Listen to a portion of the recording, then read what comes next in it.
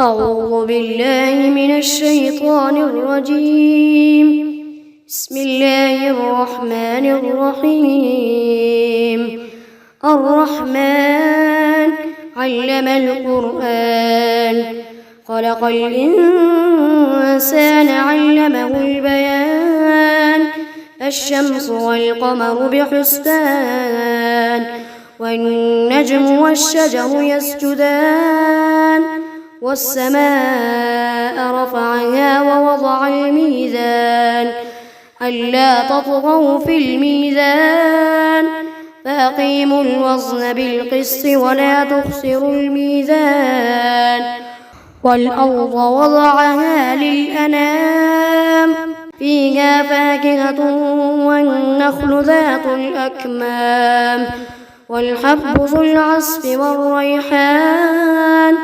فبأي آلاء ربكما تكذبان؟ خلق الإنسان من صلصال كالفخار، وخلق الجان من مارج من نار. فبأي آلاء ربكما تكذبان؟ رب المشرقين ورب المغربين. فبأي آلاء ربكما تكذبان؟ مرج البحرين يلتقيان، بينهما برزخ لا يبغيان. فبأي آلاء ربكما تكذبان؟ يخرج منهما اللؤلؤ والمرجان.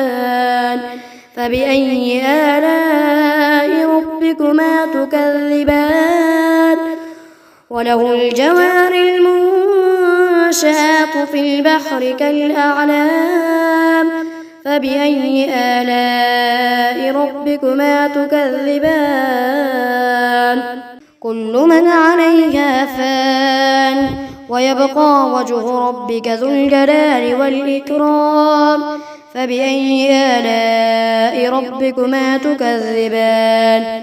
يسأله من في السماوات والأرض، كل يوم هو في شأن. فبأي آلاء ربكما تكذبان؟ سنفرغ لكم أيها الثقلان. فبأي آلاء ربكما تكذبان؟ يا معشر الجن والإنس إن استطعتم أن تنفذوا من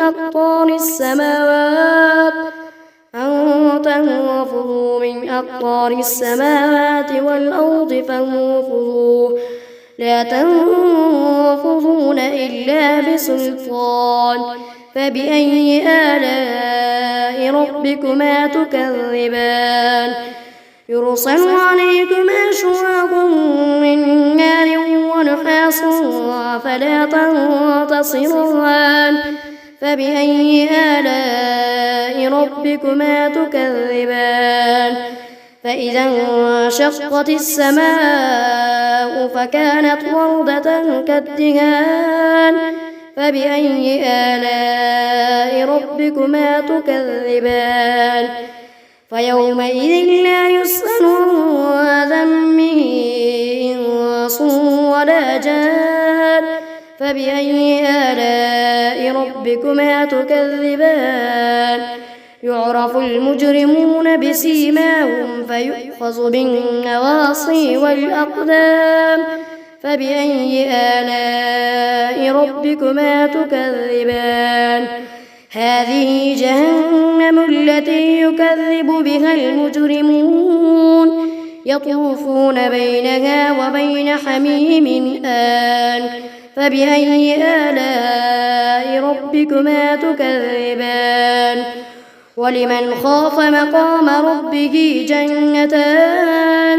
فبأي آلاء ربكما تكذبان؟ ذواتا أفنان. فبأي آلاء ربكما تكذبان؟ فيهما عينان تجريان. فبأي آلاء ربكما تكذبان؟ فيهما من كل فاكهة زوجان فبأي آلاء ربكما تكذبان متكئين على فرش بطائنها من استبرق وجنى الجنتين دان فبأي آلاء ربكما تكذبان فيهن قاصرات الطرف لم يطمثهن إنس قبلهم ولا جان فبأي آلاء ربكما تكذبان كأنهن الياقوت والمرجان فبأي آلاء ربكما تكذبان هل جزاء الإحسان إلا الإحسان فبأي آلاء ربكما تكذبان